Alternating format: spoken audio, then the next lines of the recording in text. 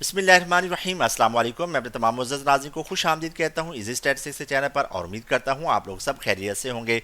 Viewers, आज इस video के अंदर मैं आप लोगों को डिस्क्रीट फ्रीक्वेंसी डिस्ट्रीब्यूशन के क्वार्टाइल्स कैलकुलेट करना सिखाऊंगा। सबसे पहले मैं आप लोगों को क्वार्टाइल्स की डेफिनेशन रिकॉल करवाता हूँ।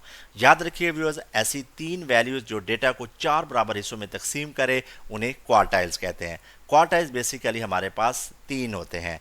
Q1 व्यूअर्स रिप्रेजेंट करता है फर्स्ट क्वार्टाइल को, इसका दूसरा नाम है लोअर क्वार्टाइल।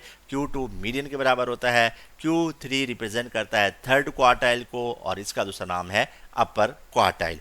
तो अब मैं व्यूअर्स आप लोगों को एक बेहतरीन मेथड बताता हूं। अगर आप इन स्टेप्स को फॉलो कर लेते हैं तो मैं गारंटी के साथ कहता हूं डिस्क्रीट फ्रीक्वेंसी डिस्ट्रीब्यूशन के क्वार्टाइल्स हमेशा एक्यूरेट आएंगे। स्टेप नंबर 1, टेबल बनाएं। Step number 2, C dot F यानी कि क्यूमुलेटिव फ्रीक्वेंसीज कैलकुलेट करें।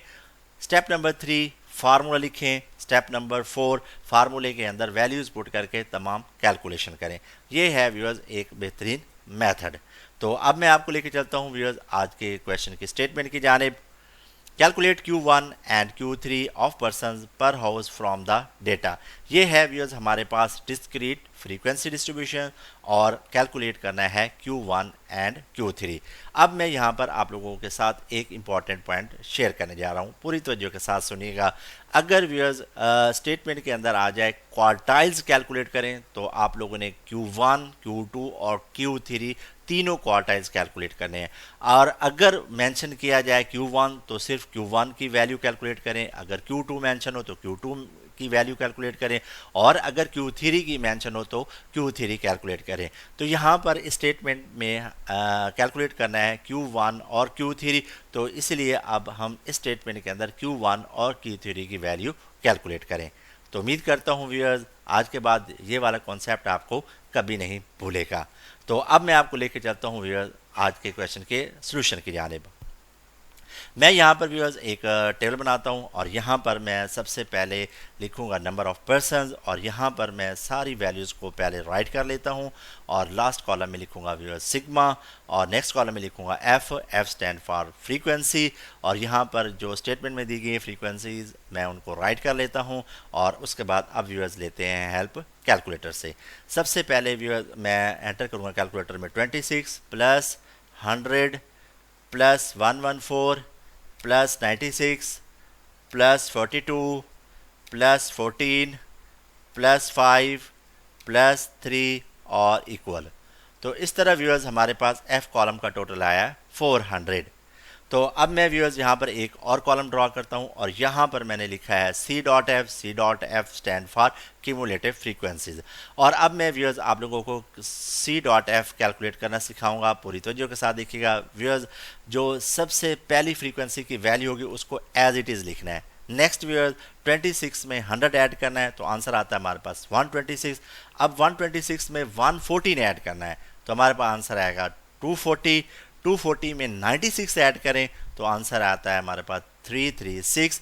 336 में 42 ऐड करें तो आंसर आता है 378 और 378 में 14 ऐड करें तो आंसर आता है 392 और 392 में 5 ऐड करें तो आंसर आता है 397 और 397 में 3 ऐड करें तो आंसर आता है हमारे पास 400 और लास्ट वाली रो में लिखते हैं डैशेस।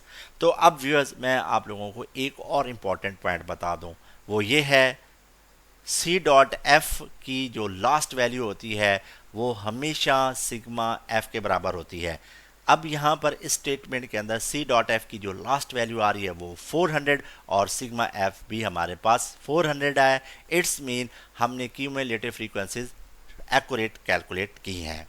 तो अब मैं यहाँ पर फार्मूला लिखता हूँ Q1 का। Q1 is equal to round bracket start n plus 1/4 round bracket close TH OBS। Viewers याद रखिएगा TH भी फार्मूले में लाजमी लिखना है और OBS स्टैंड फॉर ऑब्जर्वेशन, ये भी लाजमी लिखना होता है।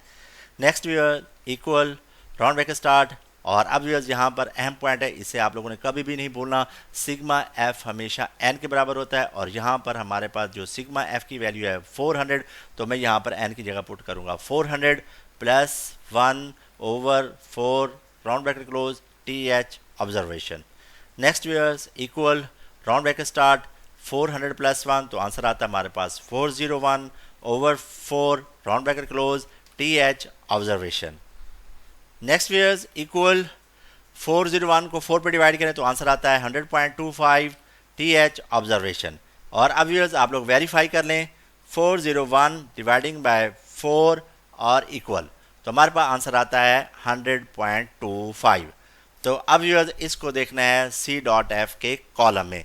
तो अब व्यूअर्स गौर से देखें 26 से 100.25 बड़ा है, तो ये वाला व्यूअर्स हमारे पास आ जाएगा फर्स्ट क्वार्टाइल ग्रुप।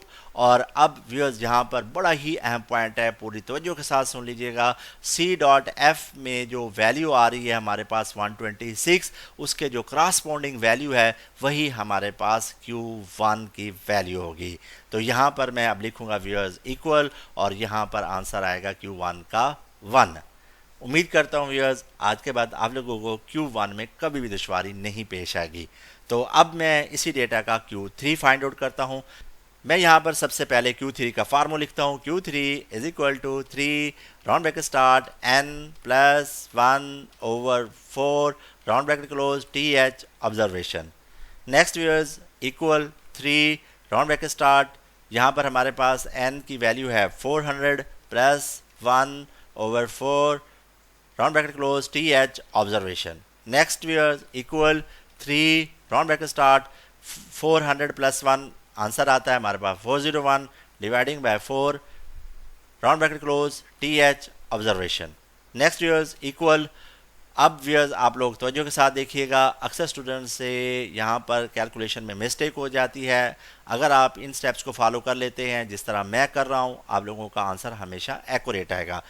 तो कैलकुलेटर में सबसे पहले एंटर करना है 3, next viewers round bracket start 401 dividing by 4 round bracket close और इक्वल, तो हमारे पास आंसर आता है व्यूअर्स 300.75। तो अब मैं यहाँ पर ये आंसर राइट कर लेता हूँ 300.75 टी एच ऑब्जर्वेशन। और अब व्यूअर्स इसको भी सी डॉट एफ यानी कि क्यूमुलेटिव फ्रीक्वेंसी के कॉलम में देखना है। अगर आप गौर से देखें तो व्यूअर्स 240 से ये वैल्यू बड़ी है, तो ये वाला हमारे पास व्यूअर्स कहलाएगी अपर क्वार्टाइल ग्रुप। और 336 के जो क्रॉसपोंडिंग वैल्यू होती है वही हमारा Q3 कहलाएगी। तो यहाँ पर हमारे पास जो Q3 का आंसर आता है व्यूअर्स वो 3 आ रहा है। तो ये है व्यूअर्स क्वार्टाइल्स को कैलकुलेट करने का आसान तरीका। उम्मीद करता हूँ व्यूअर्स आज की वीडियो से आप लोगों ने काफ़ी कुछ सीखा होगा। अगर सीखा है तो ज़रूर लाइक कीजिएगा इस वीडियो को और कमेंट सेक्शन में बताइएगा कि आप लोगों को ये वीडियो कैसी लगी, और इस वीडियो को अपने दोस्तों के साथ भी ज़रूर शेयर कीजिएगा। और नए व्यूअर्स से रिक्वेस्ट करूँगा जिन्होंने चैनल को सब्सक्राइब नहीं किया, अब इस चैनल को लाजमी सब्सक्राइब कर लें। Thanks for watching. मिलते हैं एक और नई वीडियो के साथ, तब तक अपना और अपने घर वालों का बहुत सारा ख्याल रखिएगा। अल्लाह हाफिज़।